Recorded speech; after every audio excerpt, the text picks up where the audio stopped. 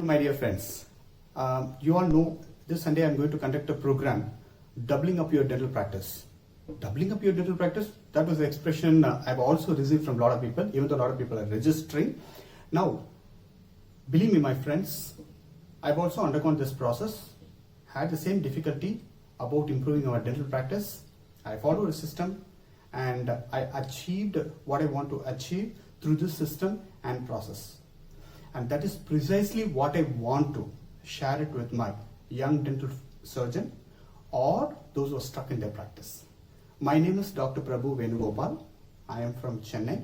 I've been in dental practice for the past 16 years. I did a survey about what are the difficulties our fellow dental surgeons are all facing. So the questions were like this: how can we receive more patients, sir? And how can we convince them, sir? And how can we retain them for our practice? How do we grow our practice? And how can I increase my income, sir? These were the general questions put together. Okay, it's a long survey. We received a lot of doubts, but we put it together and we formulated according to these 5 or 6 topics basically. Today I'm going to deal with one of those. How can I convince my patient? Actually, you don't have to convince. You just have to effectively communicate. But is it okay if we have a random method to talk to people, communicate to the patient? No. I strongly believe there should be some sort of manual to follow. If you're an experienced dental surgeon and if you have achieved great things in your life, you know what I'm talking about. But when you're starting a practice, you're going to get different patients, right? You need to have some system to follow, some manual to follow. I'm going to give you 5 powerful tips today. So no distractions. Please listen carefully. 5 powerful tips today. Okay. Tip number 1. Attention. See, when you are starting to explain some procedure to the patient, you also treated some other patient. Maybe you would have got some messages in your WhatsApp. You're also thinking about something else. The same way, believe me, our patients will also be thinking about several other things. Now, you as a doctor, you can get rid of those things and you can be calm and composed to take care of your patient. But you also need to gain patients' attention. How do you actually gain their attention? Usually, our attentions are distracted by 5 senses: eyes, ears, nose, taste, and touch. Okay, but at least if you are going to gain their attention from their eye sense point of view, hearing point of view, and maybe if you have a good a smell in your clinic, you are going to make their attention focus. That is the first thing you need to do. You need to gain their attention before even you talk. The second point here is convince yourself about what you're going to talk. For example, the patient has come, you've seen the patient, you've diagnosed, and you've formulated some treatment plan, right? And now that is what you're going to convey to the patient. Okay, you don't have to convince them. You have to convince yourself about what exactly you are planning to talk. How can you be so convinced when you talk something? When you have that skill, when you have that knowledge, when you have that attitude. You need to be sure about what you're going to talk. For that, you need hard skill. That is why we are talking about learn implants or learn lasers or learn full mouth rehabilitation or learn even about class 2.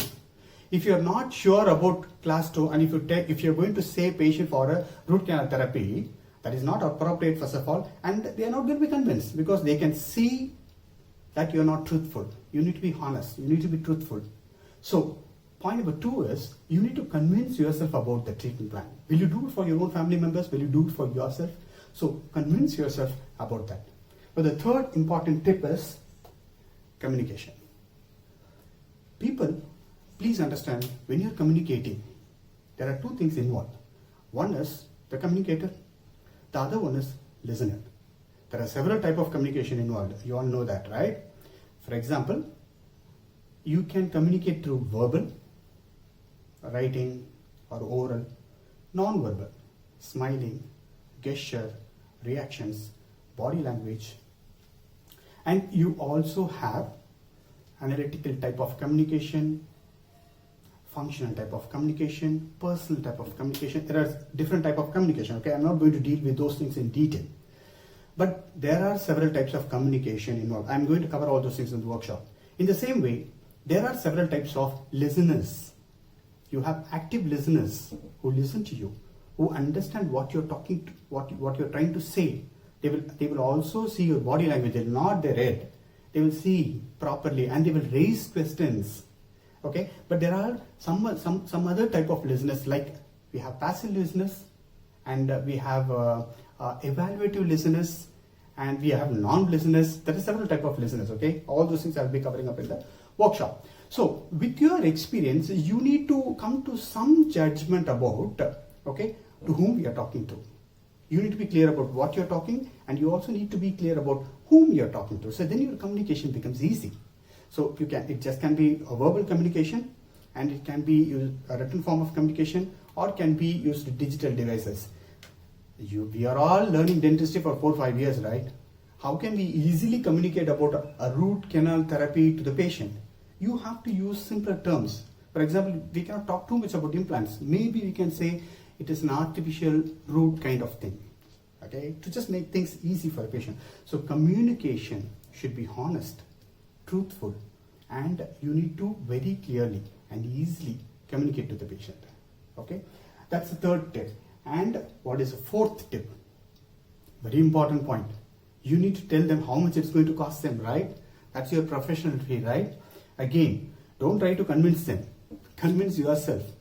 When you're charging some fee, whatever it is, whether it's 200 or 2,000 or 20,000 or 2 lakh or even 20 lakhs, it doesn't matter.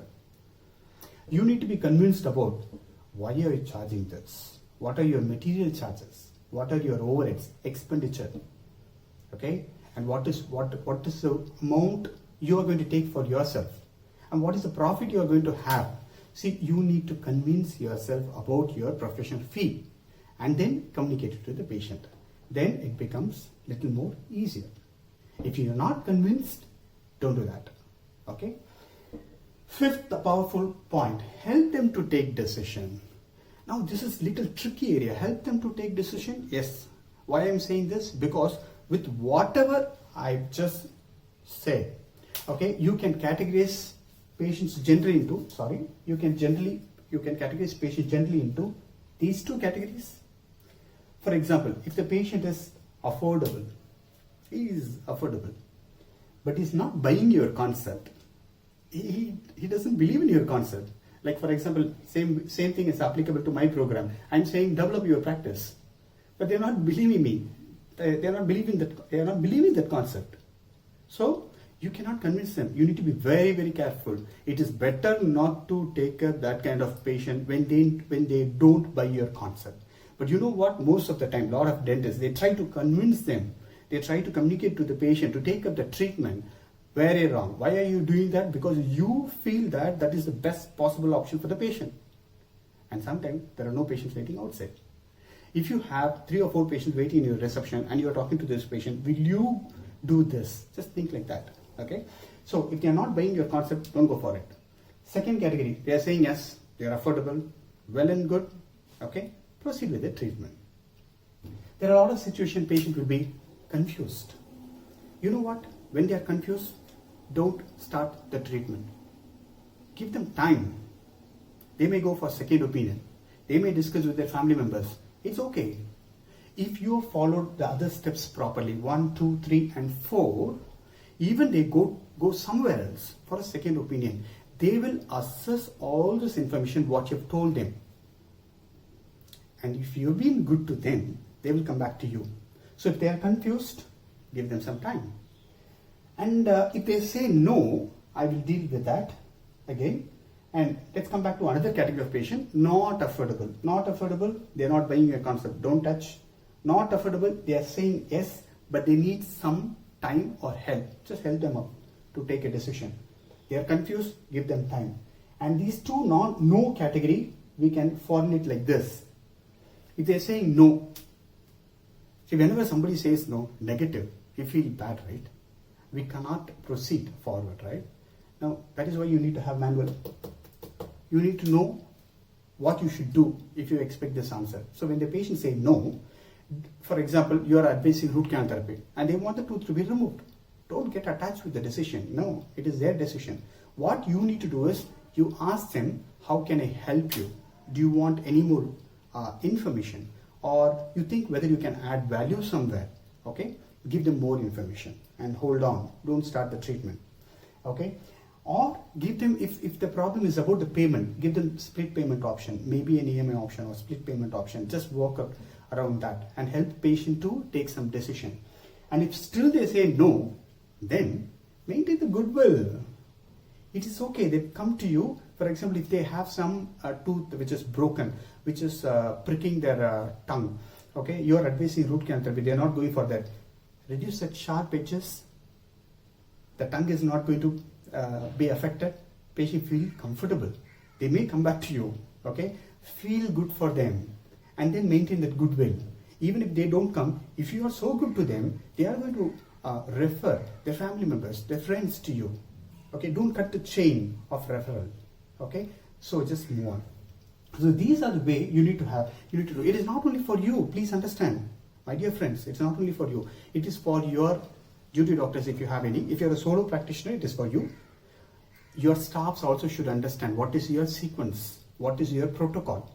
Your receptionist should understand, and your duty doctor should understand. So with all these things, if you are going to deal with this 5 powerful tips, you are going to communicate effectively to the patient, and you have more chances of patient accepting the treatment plan.